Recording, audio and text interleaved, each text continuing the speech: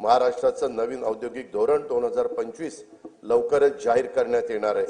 त्या धोरणांच्या 5 वर्षाच्या कालावधीत 40 लाख कोटी रुपयांची गुंतवणूक व 50 लाख रोजगार निर्मितीचं उद्दिष्ट असेल।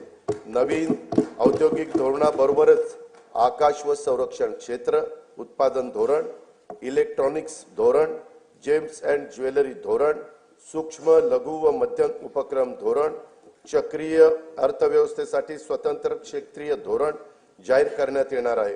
केंद्र शासनाच्या नवीन कामगार संहितेनुसार नवीन कामगार नियम तयार करण्यात येणार आहेत। निर्यातीमध्ये भरीव वाढ होण्यासाठी राज्याने महाराष्ट्र राज्य निर्यात प्रोत्साहन धोरण 2023 जाहीर केले असून राज्यात 37 विशेष आर्थिक क्षेत्रे, 8 कृषी निर्यात क्षेत्रे, निर्यात केंद्रित 27 औद्योगिक पार्क उभारण्यात आले आहेत।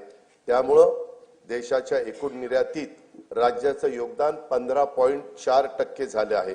याशिवाय एक जिल्हा एक उत्पादन, जिल्ह्यांना निर्यात केंद्र म्हणून विकसित करणं, राज्य जिल्हा निर्यात प्रोत्साहन परिषद असे काही महत्त्वाचे उपक्रम राज्यात राबवण्यात येत आहेत।